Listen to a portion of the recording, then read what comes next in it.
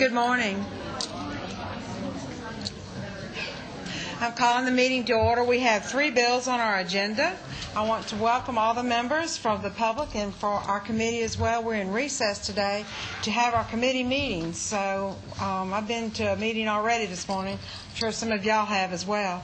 Please remember to turn off your cell phones and pagers. And Representative Royal will do our invocation. Hold on. What number are you? Okay. Let us pray.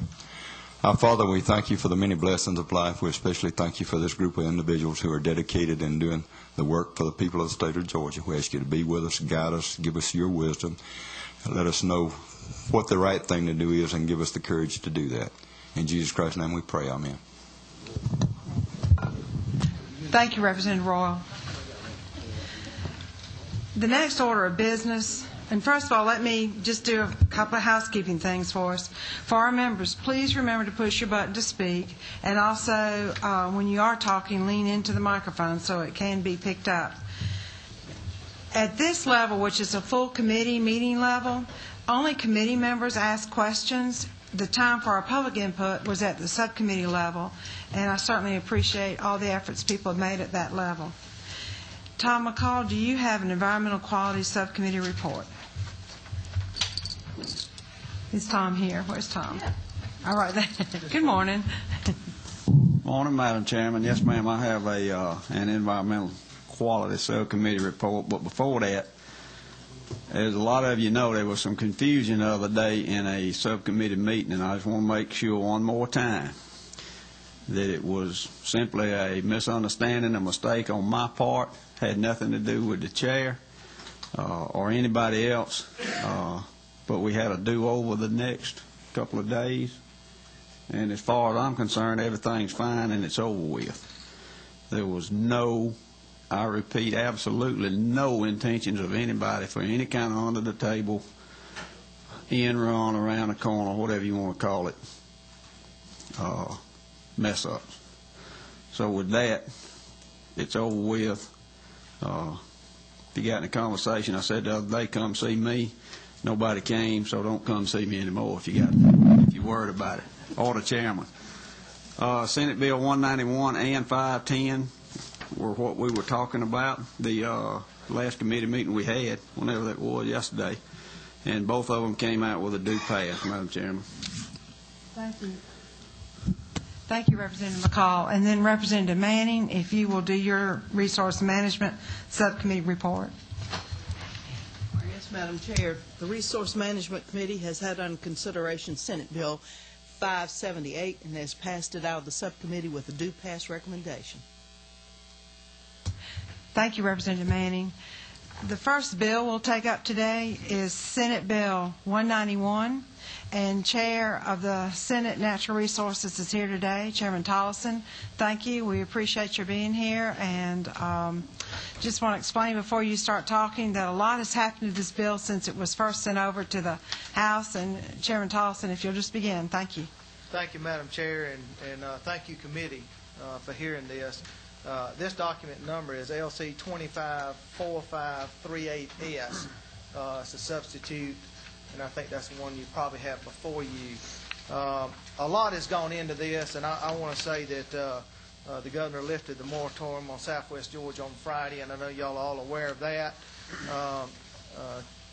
Chair Lady Smith, Dr. Couch with EPD, Representative Royal, Representative Hanner, Senator Bullock, and the Flint River Basin Stakeholders Group has worked all weekend on this to get this as language on the permitting process that also helps to go along with the lifting of the moratorium. So this is the people that this really affects have been at the table all weekend and through yesterday to make sure that everyone's rights were protected in the water process. And I want to just say that the people of Southwest Georgia have done a yeoman's job of being involved in this and creating good policy here. 191, the beginning of it, basically Section 1 just pretty much shows you that the director makes all orders and grants and denies, revokes, or amends any variances and all that. That's stuff you all really already understand there. as you come over to page 2, this is giving the director more flexibility for the permitting process. If they're behind in permitting, the director of EPD may identify professionals that basically permit applicants can retain and pay to help through that permitting process, but the applicant themselves has to pay for it, not the state of Georgia. And this is only identified professionals that the director of EPD identifies as qualified to do this process. So that's what Section 1 deals with. Section 2, and I know y'all have heard a lot about this and read a lot already, but this is relating to the permits of surface water permitting, and you'll see the changes, the new language in this code section on page 3, line 14 through line 23, and this is just saying that applications under this paragraph submitted on or after the effective date of the paragraph farm use with the Flint River Basin shall be assessed non-refundable application fee in the amount of $250 per application, and this came out of the stakeholders group and has been agreed to. Also, it shows that there's a term on the permit of 25 years, and this has come as a culmination of looking at the business model of farming and having to have their banking finances in place. You couldn't have a short-term agreement out there with long-term financing. So this is kind of where that 25 years has come into be. And so that kind of puts that 25-year limit. But then at the end of that 25 years, your permit will be reissued unless the division sees some unreasonable adverse effects upon the water uses, and then the division may renew the original permit at a lower capacity, but in that such capacity shall be based on the reasonable use of the permittee. So the rights of the permittee are always in play here, and this is just looking at the future of the issues we may have to deal with.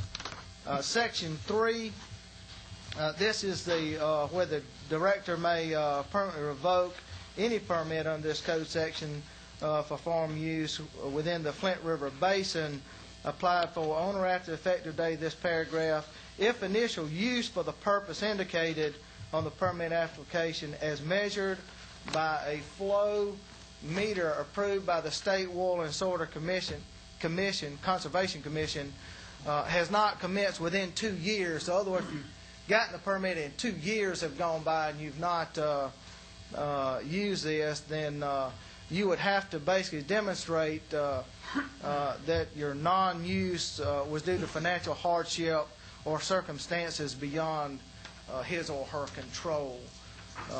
And that's just kind of a check and balance there. Section 4 is the same. It's dealing with groundwater versus surface water. Excuse me. You'll look on page 4, section 4, lines 27 through 29. That's the non-refundable $250 application fee. And then if you go to page 5, that again addresses from the groundwater side the 25-year limit on the permit, and then goes through the same process to make sure it can be renewed, and unless things have changed, it may have to be a lower capacity, but takes the permittee's evaluation of what they really need to use in as a number one factor there. And then lines 20 to 26 is also dealing with that 2 years. If you've gotten the permit and haven't gotten it up and running and using the water, then that 2-year limit comes into play again. And that 2 years, that gives time for somebody to get the permit, order equipment to be put in place. And sometimes you don't just get equipment the next day. There could be issues there. So that gives plenty of time to make sure that you get your equipment up and running and start to use it. And that, Madam Chair, basically is the changes and the new language that has been agreed upon by so many people that are affected by this process. Thank you, Chairman Tollison. I don't see any questions. Yes, now I have one. Representative Hanner. Just to clarify something, Senator, and we appreciate you working with us on this piece of legislation. Just to clarify, after 25 years, shall be renewed at the original permit capacity. Right. When you talk about shall be renewed, that's not a $250 application fee. No. Okay. That's correct. If the director's here, I don't know if she's here or not. I just don't think that ever came up. I felt like I was, but I want to make sure and clarify it as we're here. But I just don't think it ever came up. Thank you. That's a good question. Thank you, Representative Hanner. I see a question from Representative Garner. Let's see if I hit the right switch. Thank you, Madam Chairman, and I appreciate all the work that's been done on this bill since I read it a while ago. I have two questions. On page 2, the new sections, it looks like there are 3 professionals. One, the director may identify but does not have to identify professionals qualified to review. Is that That's correct? And then the permit applicant may also retain a qualified professional. That has been identified by the director. Oh, it's one of those that have been identified by the director. Right. Okay. And then the third one, the qualified professional, who pays for that person? The applicant. The applicant pays if they for go all outside the system and use one that the EPD director has said you can use this person, but you got to go pay it. Okay. Not the state of Georgia. Okay, that makes sense to me. The other question had to do with the, let's see, on the top of page 4, the revoking of the permit, if they haven't used it for 2 years, unless the permittee can reasonably demonstrate that his or her non-use was due to financial hardship, that Correct. makes sense, or circumstances beyond his or her control. That sounds like a pretty broad It is, but exception. it gives the director leeway to say, let's just say you got your permit and be honest with you found out you had cancer and you're going through chemo, and I'm just picking that out of the sky. I think that's a very, very valid reason to extend your time to get up and running. So lack of water would not be, that would also be beyond their control. Right. If there was less water available and I think the intent is, to be honest with you, if something occurs that's reasonable in someone's life, then the director would. I can see the intent, and I'm glad there's an appeal or an exception. I just wondered whether that was broader than Representative Royal has agreed to tell me what it really means. And I appreciate that, since I'm not an expert in the field and you are. Please tell us all. Wait a minute, please. That's not the proper order to follow. Actually, Representative Royal can pose a question to Chairman Tollison if he wishes. Representative Royal, it might help all of us if you pose a question to Chairman Tollison. Tollison, isn't there another factor in this, in that there are 1,100 backlogs of permits standing out there, and there's some concern about the ability of a farmer to get a well drilled and the equipment manufacturer to have the equipment on hand to supply all of these 1,100 permits. And that is true, Representative Royal, and thank you, because to be honest with you, that just didn't ding on me. But that is one of the other factors.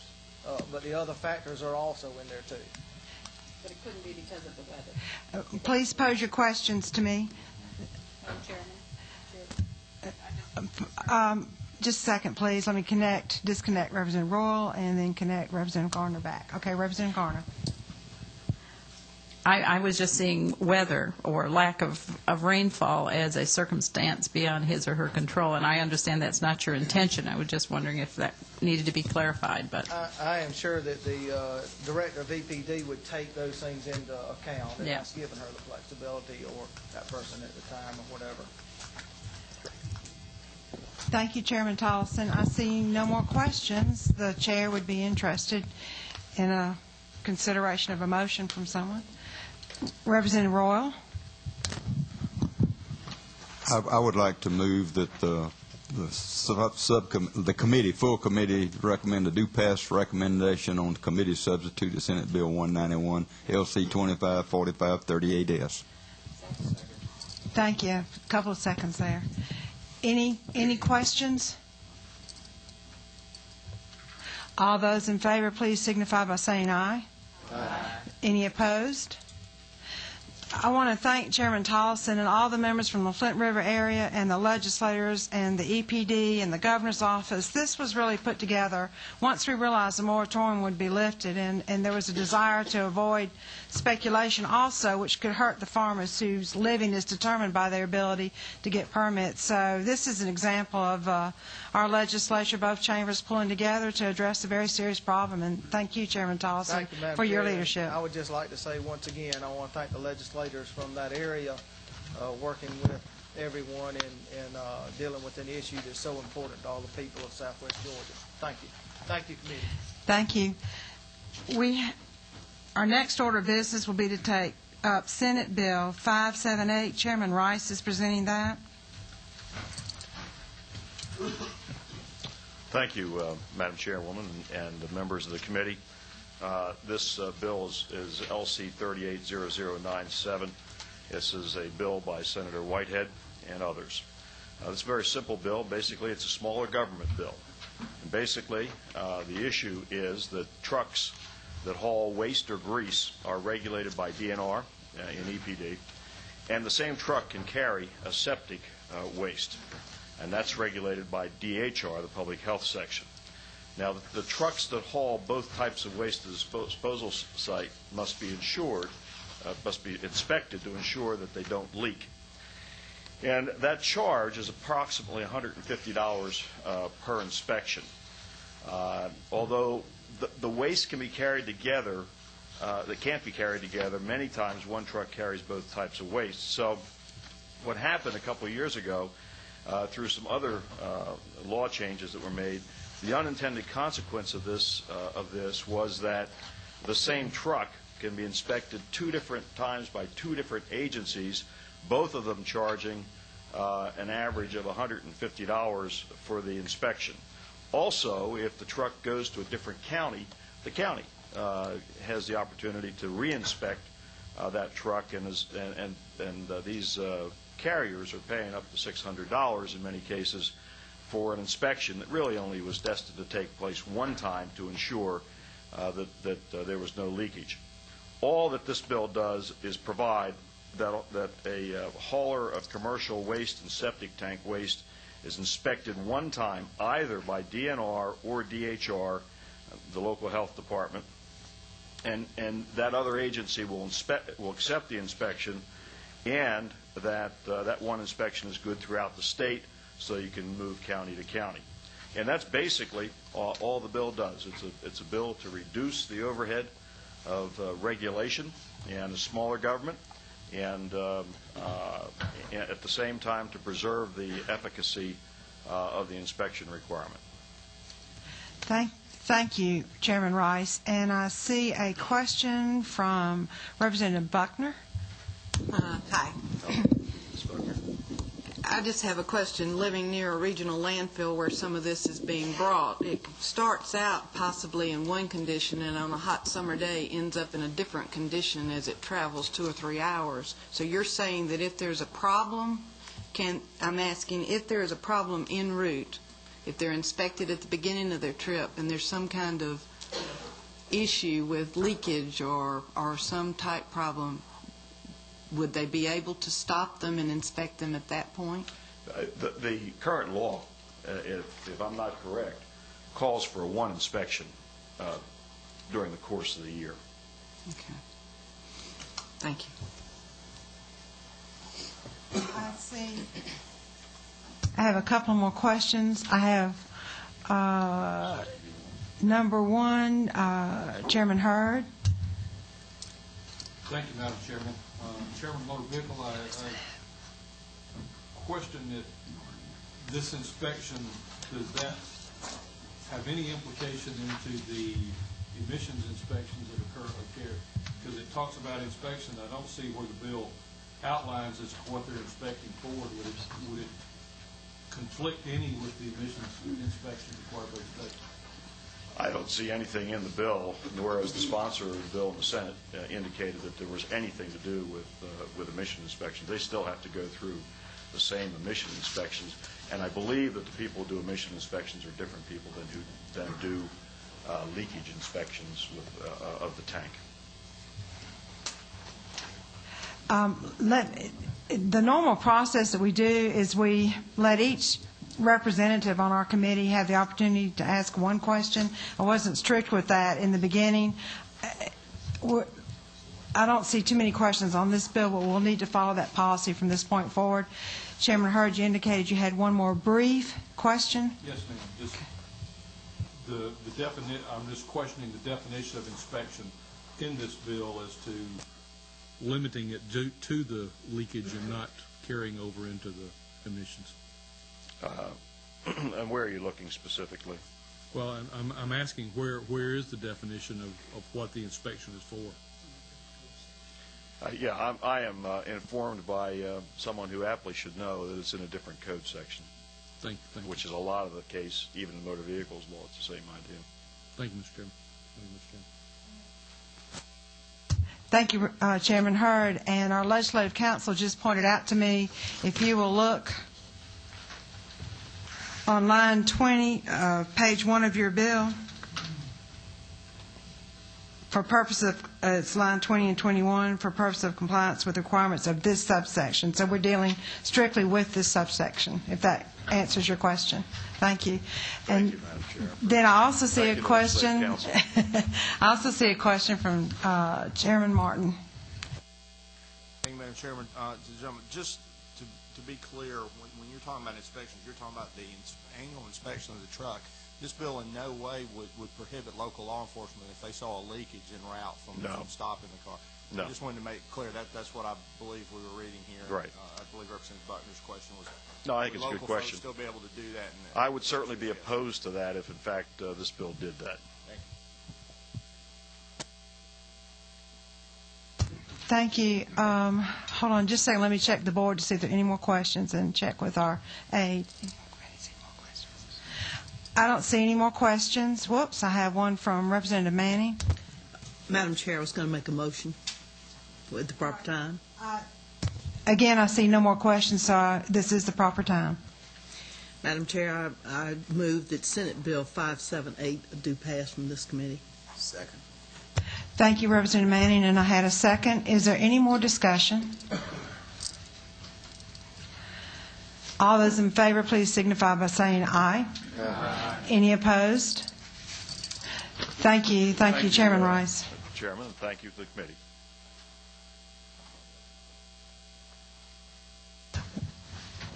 I was trying to check our audience. Is Senator Pearson here? Oh, I'm sorry, I didn't see you, Senator. We are now ready to take up Senate Bill 510.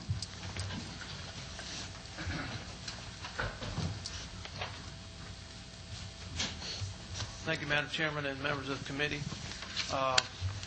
Many of you have seen this bill over the last 3 days that the subcommittee met, but for the benefit of those that have not, I'm going to briefly go through the bill and then be glad to take any questions or explain any of this.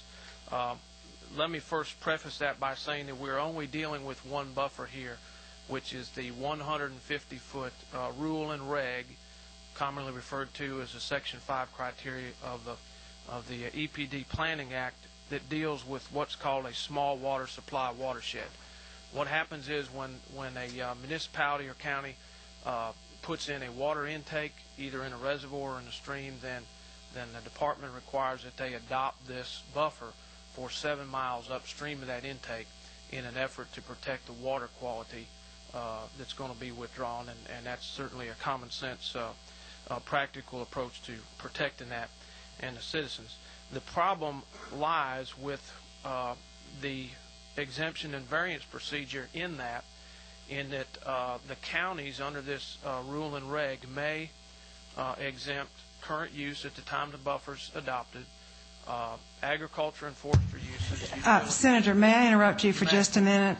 The joke about cloning yourself has come true for me, and I just had a very persuasive argument that I need to attend another meeting immediately. I do not wish to stop the procedures of this meeting, and I don't see our vice chair, but I do see our treasurer here, Richard Smith. So, Richard, secretary, excuse me. Where's the money? That's where I'm going to go. No, Senator, I'm sorry for this, but I think this issue is too important. Legislative Counsel is here to my right to advise Acting Chair Richard Smith, and I'll talk to him about the Treasury later. Thank you, Madam Chairwoman. I'm sorry for that.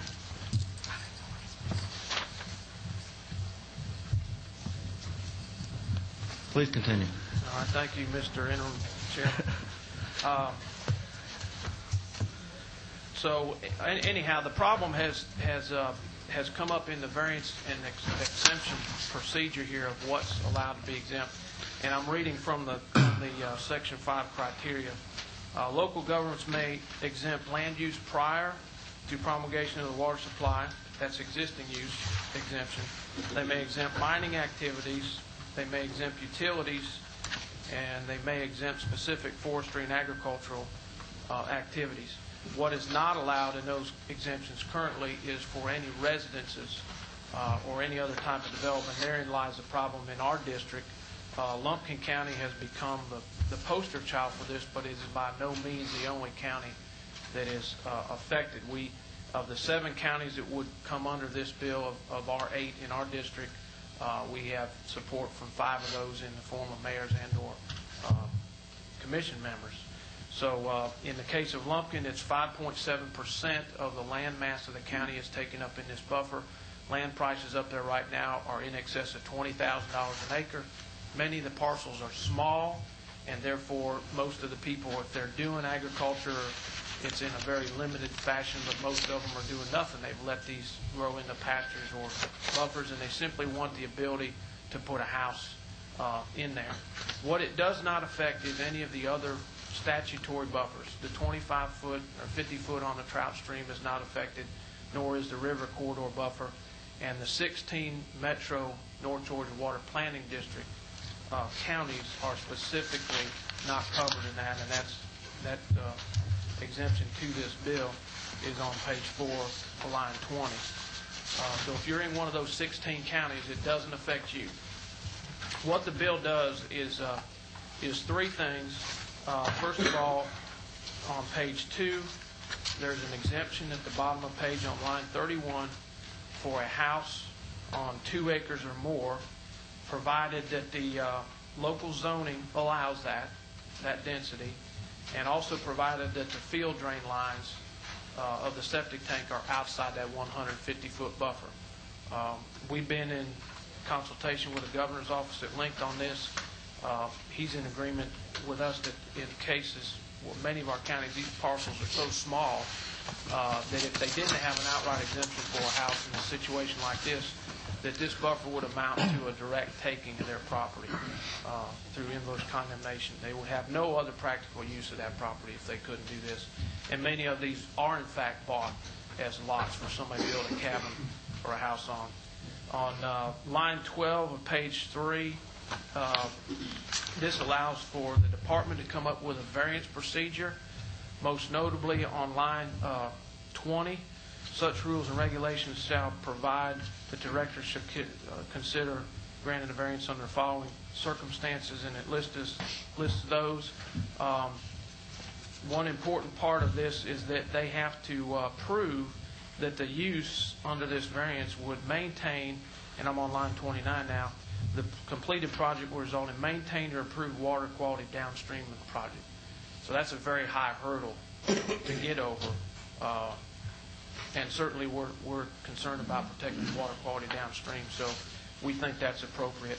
Finally, on page 4, it allows for counties to adopt stormwater management ordinances, and that again is something that many of the counties have to do already, and as they grow, that's going to be something that many more will have to add to down the line. So in a nutshell, that's the bill, and I'll be glad to take any questions, Mr. Chairman.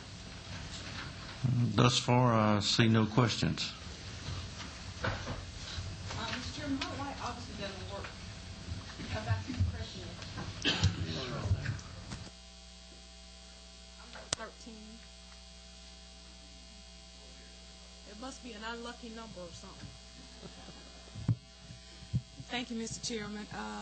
To the author, on page 3, where you talk about the landowner will have to provide a proof that the project will result in maintain or improve water quality. How can they prove that? What kind of proof source do you contemplate that they will be able to submit to the director for this? Well, Representative Hughley, that would be up to the department to come up with this. It says on line 16, by December 31st, that they're going to come up with the rule and reg that would address just that, the question you had. What we contemplate that it would be somewhere between what currently exists in the erosion sedimentation control laws and MPDS laws, all the way up to, depending on the application and the variance requested, to something similar to what is already currently required in these North Georgia water planning counties that deals with runoff from impervious surfaces and yards and things like that. So it's really, the burden is upon the petitioner to provide evidence to the department that meets the criteria that they're going to set up, that this project, this variance being granted, would in fact result in maintain or improve water quality downstream.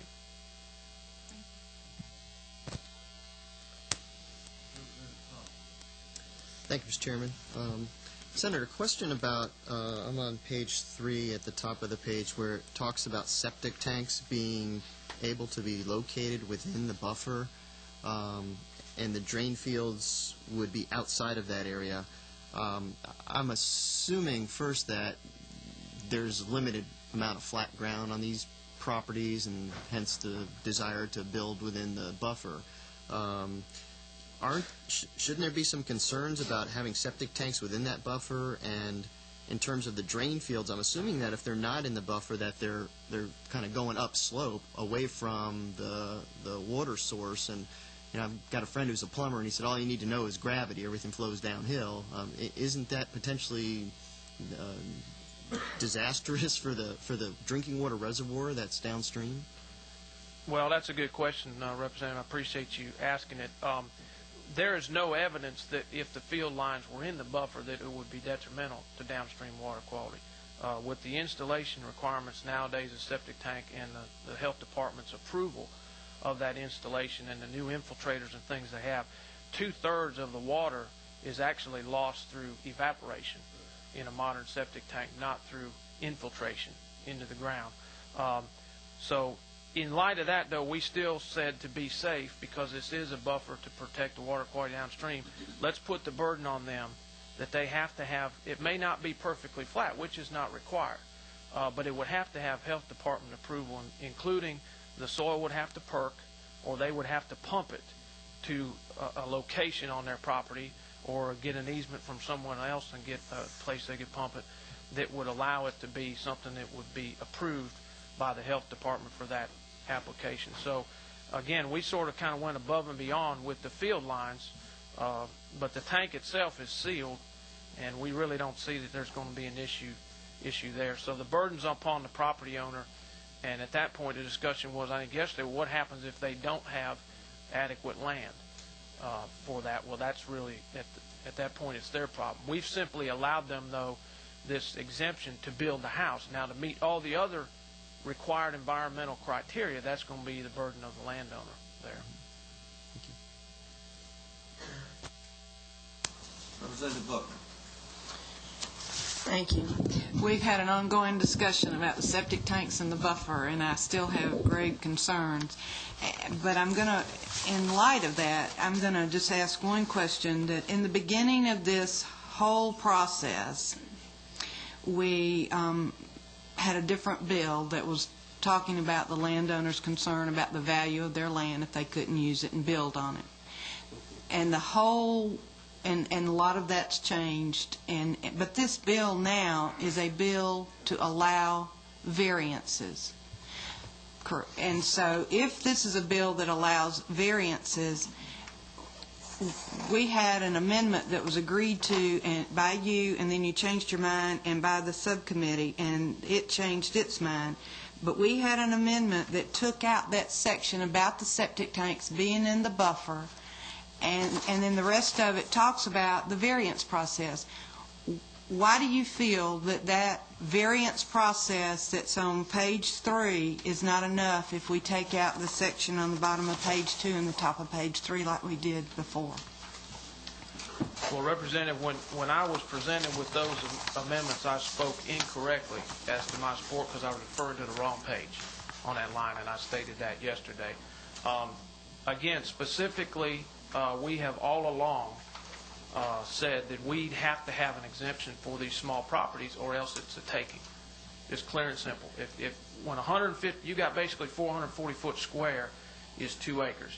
If now you have taken 150 foot of that land and are forced to build on the side of the hill or not, depending on how it's set up, if you cannot build in that buffer, it's going to be a taking. And that's why Lumpkin County has refused to adopt this Section 5 ordinance, and many other counties in our district that have prior commissions adopted them, and the current commissions didn't even know it was in place, have now come up in support of this bill because they're getting hammered when people who've owned land for years try to go build on a 2 or 3 acre lot that they've owned, and now they're told you can't build on it. So the bill started out, original 510 was very simple. It said you can have any buffer you want, but anything bigger than 25 or 50 feet, somebody has to pay for it. Now, obviously, that brought in a lot of issues of who's going to pay for it, who's responsible, is an unfunded mandate. So through this whole process of this session, we have worked with ACCG and the cities and counties to get to a bill here that ACCG is supporting. GMA is neutral on the bill, but the governor supports this provision, and I've had 3 meetings with him and his folks over the last 2 weeks because he understands, like he said it to us, we can't take their land without paying them. And so that's why we left it in. Again, the septic tank provision was just trying to go above and beyond to show good faith and put that burden upon the landowner now and him meeting the health department criteria of the siting of that septic tank. But we just feel that if we don't have this provision here, our counties are not going to adopt it that need to adopt it. So without that buffer, again, it's for drinking water, you're stuck with that issue. I'm not allowed to ask another question, but I'm still wondering why Section B doesn't help.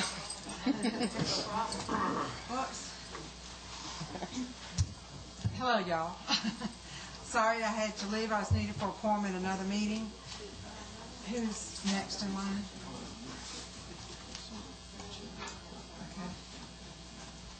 Okay. We'll come back around to you. Representative Benfield? Oh, I waived my question. Representative Thomas asked the same question I was going to ask. Thank you.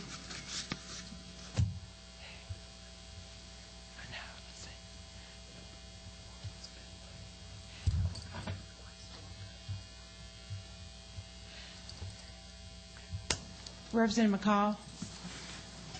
Senator Pearson, it seems to be the biggest concern with some folks is this from line 31 on page 2 all the way through wherever it quits on page 3, and locals not having control.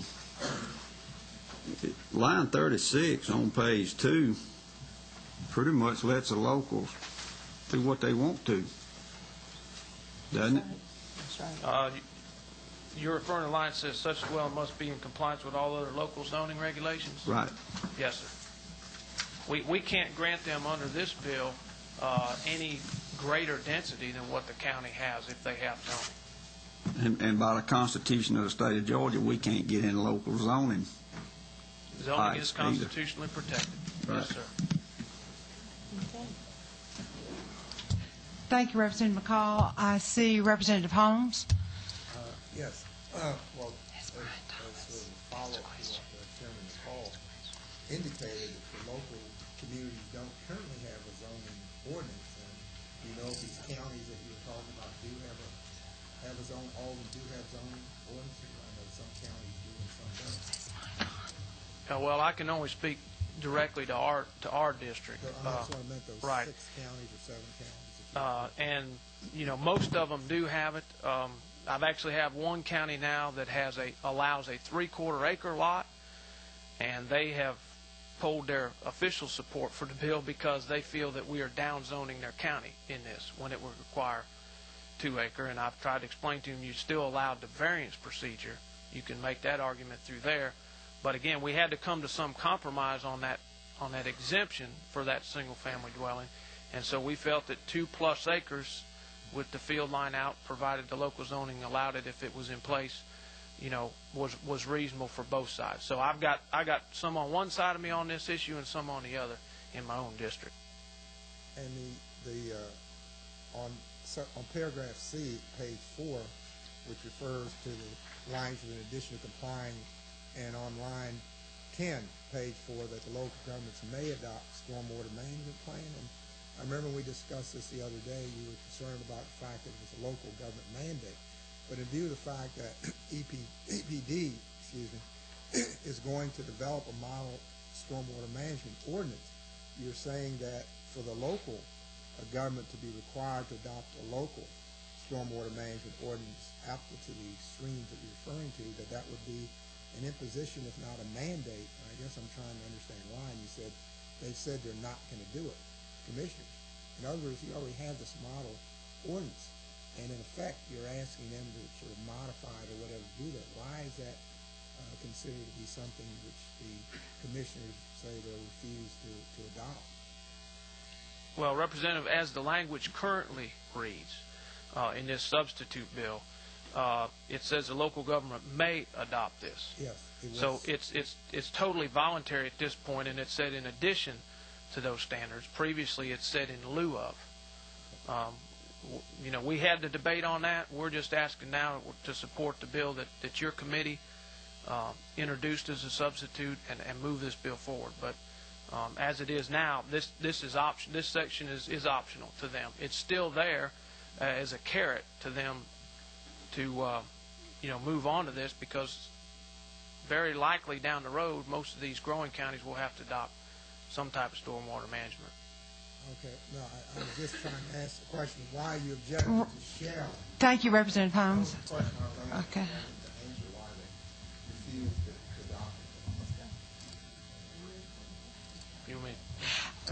Representative Holmes, I have missed all the discussion, but we're trying to, in fairness to everyone else, give them a chance. I understand. Okay.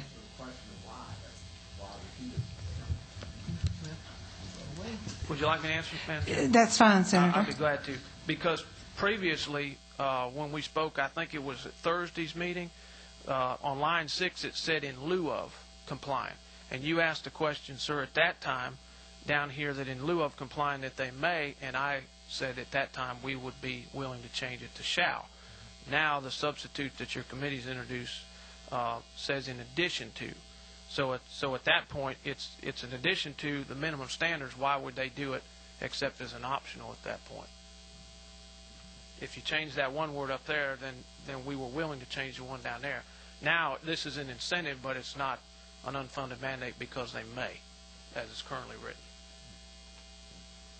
Thank you, Senator. Thank you, Mr. Chairman, members of the committee. I see that there are some who have questions, but they've already had the first round of questions. We're in the posture now that we could possibly go ahead and have a motion on the bill and then consider amendments. Or legislative council, what's the proper procedure for that? If amendments are to be offered, it can be offered now. All right. If I could see the lights for anybody who has an amendment to offer, that would be helpful.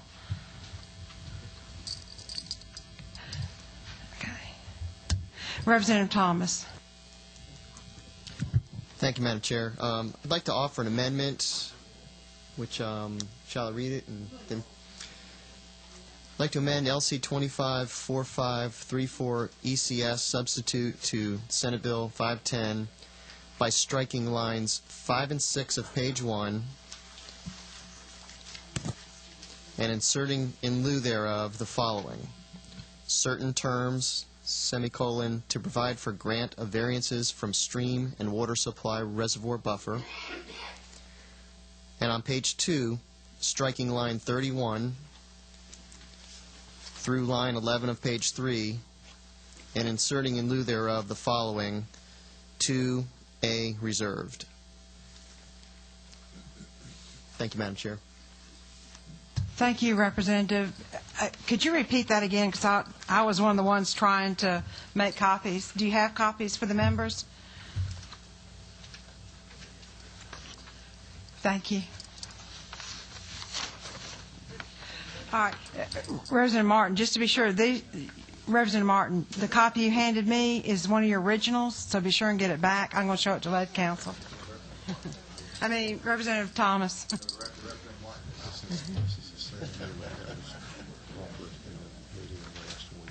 Okay. Is there a second on that? Second. I hear second. All right. At this point in time, there can be questions on this amendment. Would you like to explain further, Representative Thomas? Yes, Madam Chair.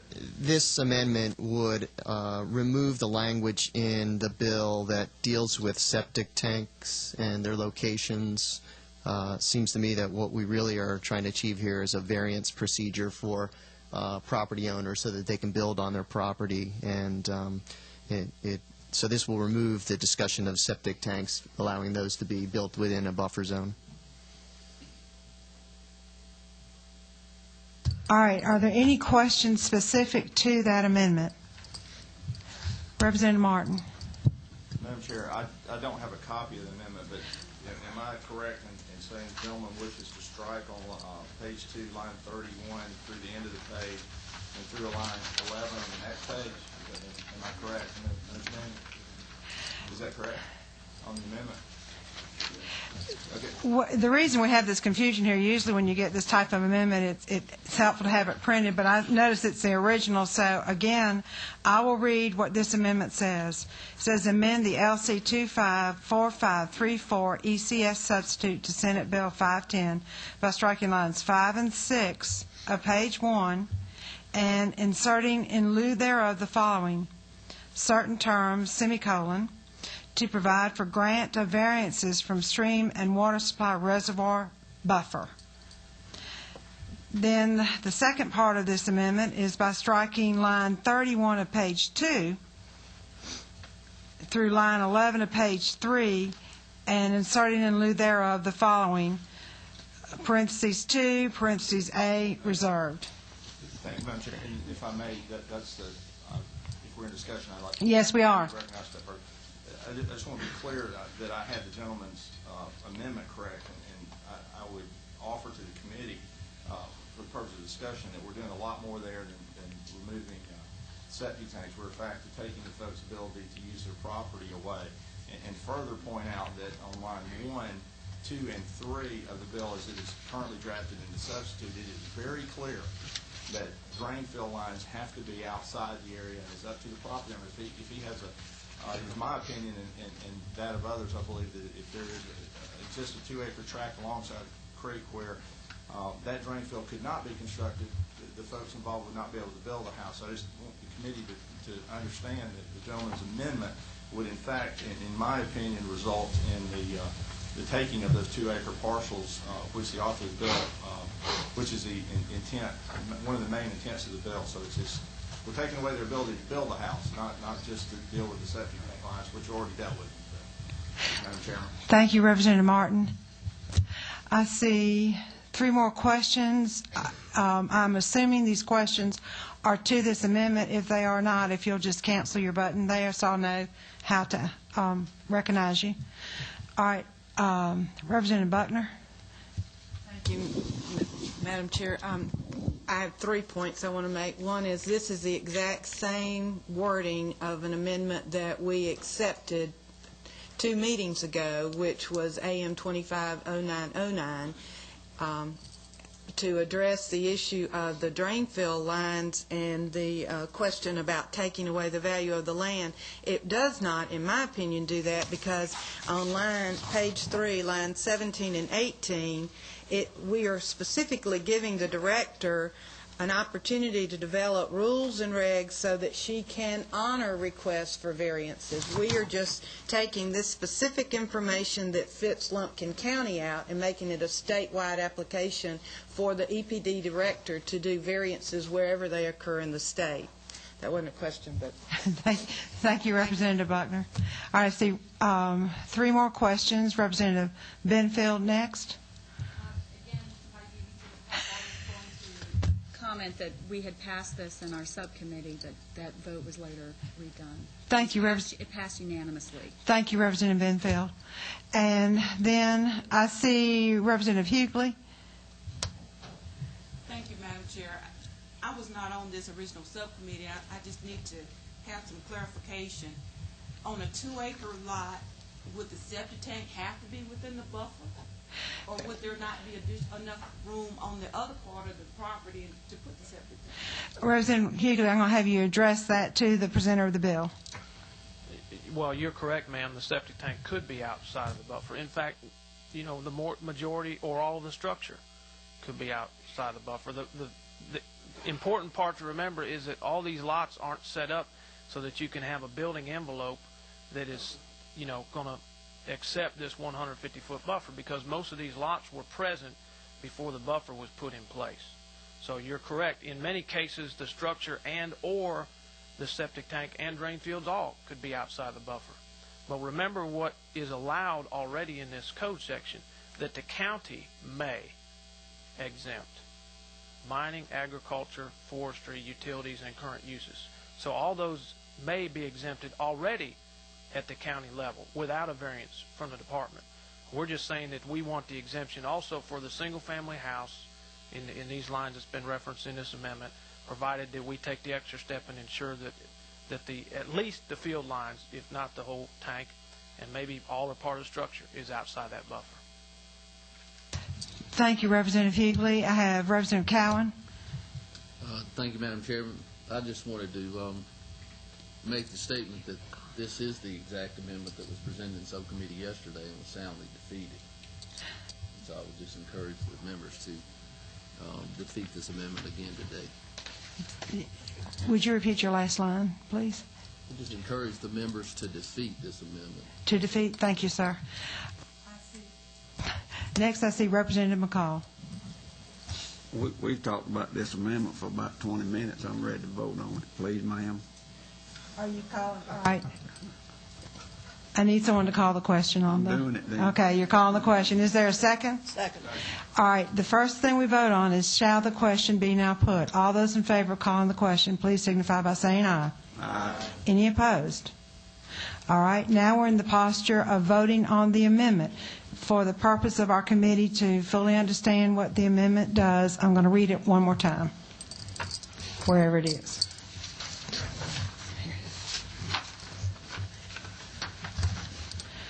Amendment 250917, amend the LC 254534 ECS substitute to Senate Bill 510 by striking lines 5 and 6 of page 1 and inserting in lieu thereof the following certain terms: to provide for grant of variances from stream and water supply reservoir buffer. Also by striking line 31 of page 2 through line 11 of page 3 and inserting in lieu thereof the following: parentheses 2, parentheses A, reserved. All right. All those in favor of this motion, please signify by saying aye. Aye. All those opposed, I can't talk, please signify by a like sign. No. All right. The chair has a question, so let's do a hand vote on this, please. All those in favor of this motion, and I need committee aide and the secretary to count the votes, please signify by raising your hand.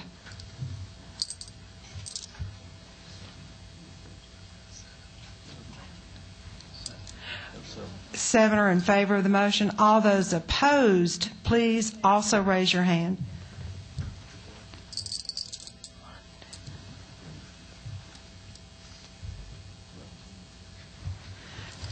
That number was 12, so this motion is defeated.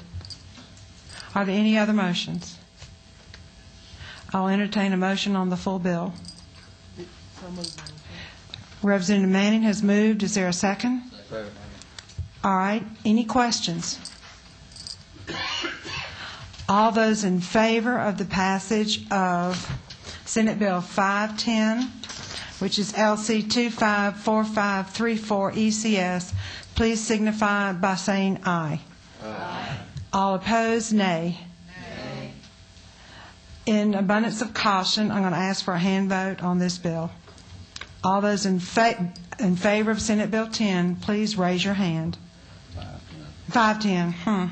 Sorry.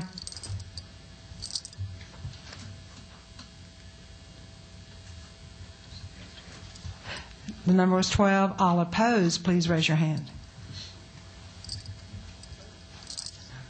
7. Senator, congratulations, your bill is passed. And to this committee, I want to thank all of you, everyone, for your due diligence on this bill. Representative Buckner has pushed her button. She has a question. I just want to serve notice that we'll be filing a minority report. Thank you, Representative Buckner. Thank you, Madam Chairman and members of the committee, for your indulgence in this. Thank you, Senator. I have a couple of housekeeping issues for our committee. We're getting towards the end of the session. Please check your emails, check the bulletin board, and help keep yourselves informed as to the activities before this committee. Thank you again for your attendance, and I got another question. Okay. Representative McCall has an announcement. To all of y'all that wasn't in the Ag Committee this morning, be sure to go to Depot from about now till 2 o'clock for Ag Awareness Day. You'll learn a lot, and you'll eat a lot. Thank you. We stand adjourned.